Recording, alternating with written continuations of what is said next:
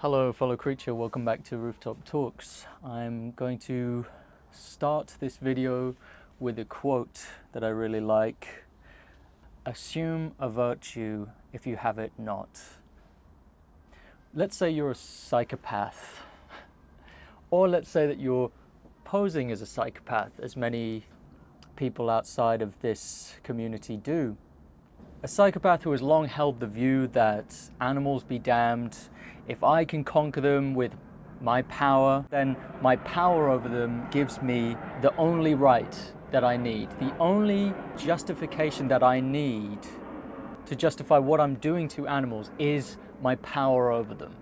We are in a war with the other animals on Earth and we won. The humans won. You're a member of the group, the species of humans, and therefore when the humans won. You gained that right to fuck over animals in any way that you please. Now, for some of you who have that little bit of humanity left intact, you might find this horrendous, but from my YouTube comments section, this is an alarmingly popular position to hold. And you go on to many channels here online, and the anti-vegan position, this psychopathic view, right, this very brutal might is right philosophy is paraded around. And yes, it's due partly to cognitive dissonance. If you're someone who believes that, I just want to point out to you that you are the technological equivalent of a trust fund kid. You invented none of the means to exploit animals. You inherited them, right? So you're basically a trust fund kid when it comes to technology. And you want to step up and take credit for that? That's pathetic. You didn't conquer anyone. You stayed at home. You were born into a family that could afford to buy these products, that could afford to commission the killing of these animals. So check yourself here. So that's my first point. Secondly, you're statistically unlikely to be a psychopath. You might pose as a psychopath online, but really you haven't thought about this very much. You haven't compared this to your other behavior in your life, your affection to family members and your community. You adopt that framework, that nihilist psychopathic framework, when it suits you, so that you don't have to think. This is a defense mechanism so that you don't have to do the hard work, to put in the hard work of critically reflecting on your behavior and your values. And the society and the group behavior, the status quo, allows you to do this. It allows you to live in a state of cognitive dissonance. It allows you to hide in the crowd. Whereas for another social norm, like a psychopathic behavior, you would get called out for it if it weren't the status quo. When it comes to, and you were a predator towards young children, right? You would get arrested because that's not the status quo. It just so happens that to torture and kill animals is socially acceptable. That's the period of history that we're living in right now. It won't necessarily always be the case, but right now it is. Just like there was a period in history where it was socially acceptable to beat your slaves, to kill your slaves, and to torture your slaves if you wanted to. You could keep them in cages, you could keep them in hot boxes.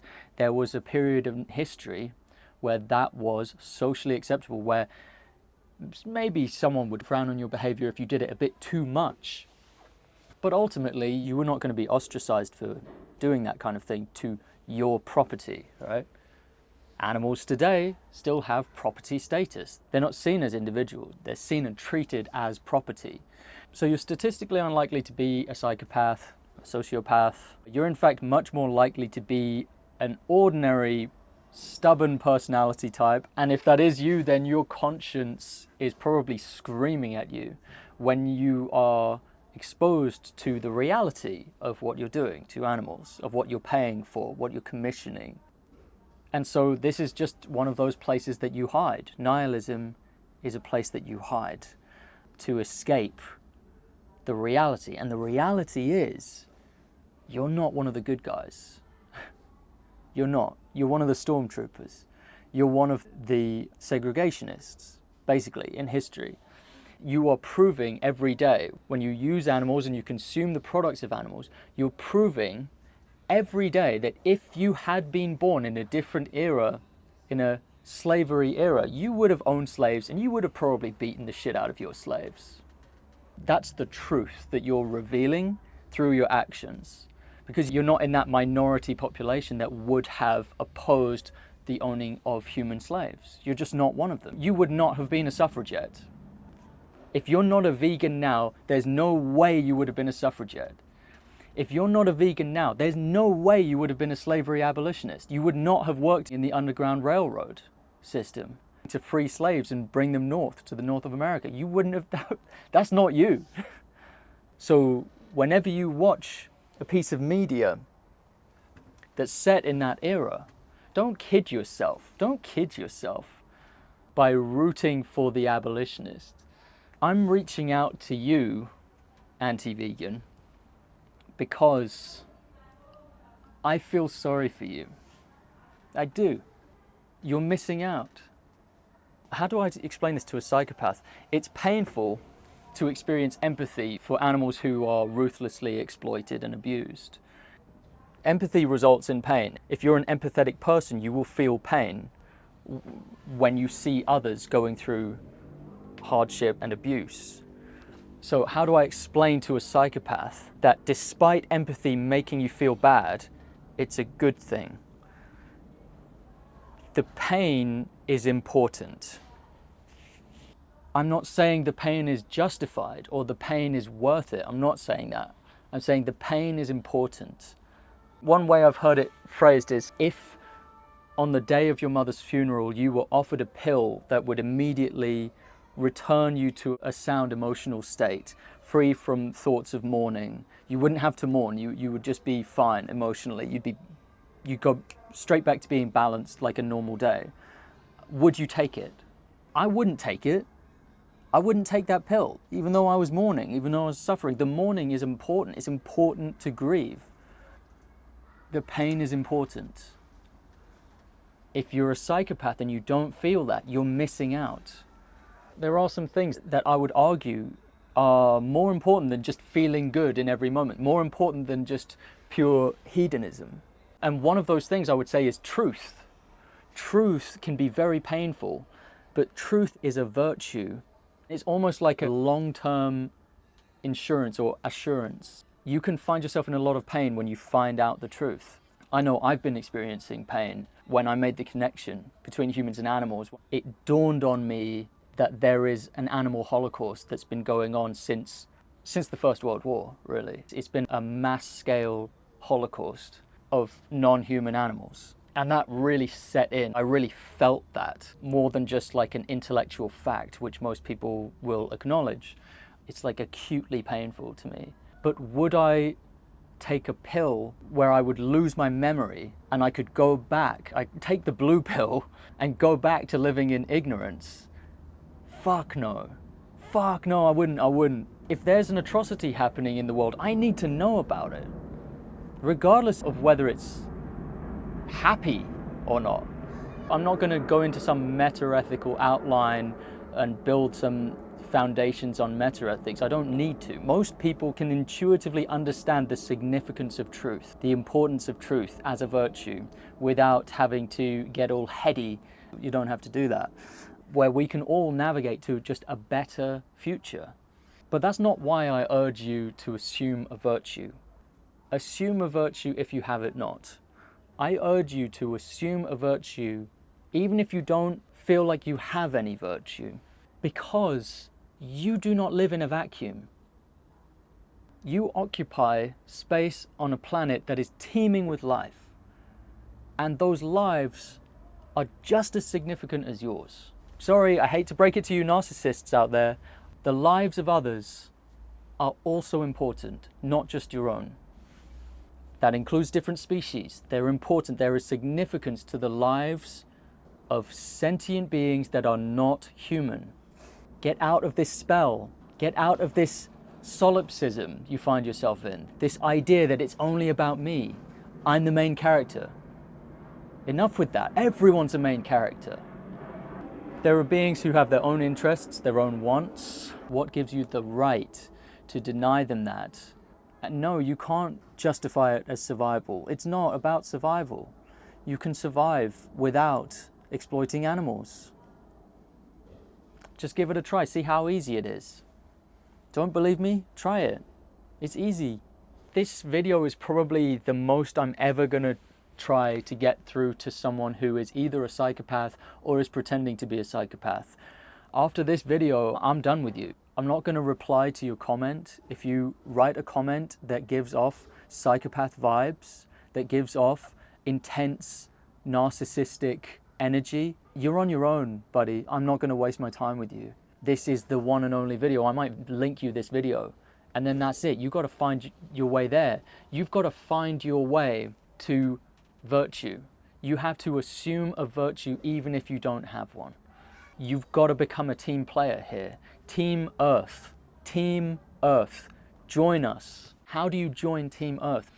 At least start by not commissioning the torture and killing of others just because you don't see them, just because you can't see the grotesque massacre that's taking place in your name, that's being done, carried out in your name because you commissioned it, you demanded it.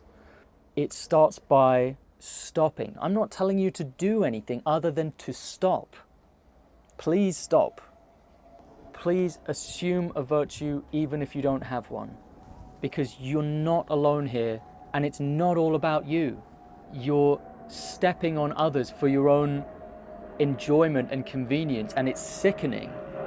This channel is all trying to find an angle to where you can understand and acknowledge that this thing that most people are engaged in, are doing passively, almost unconsciously, is sick. It's a sickness.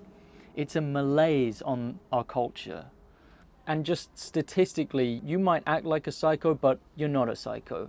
You're not. You're just pretending to be. The chances are that you're just immature and you're adopting the disguise of a psychopath who's not affected by torturing animals. Anyway, I've rambled on about this enough. Thanks for watching. No shame in taking respite from the heat. Drink, shade. It's ungodly for travelers, hardy or otherwise.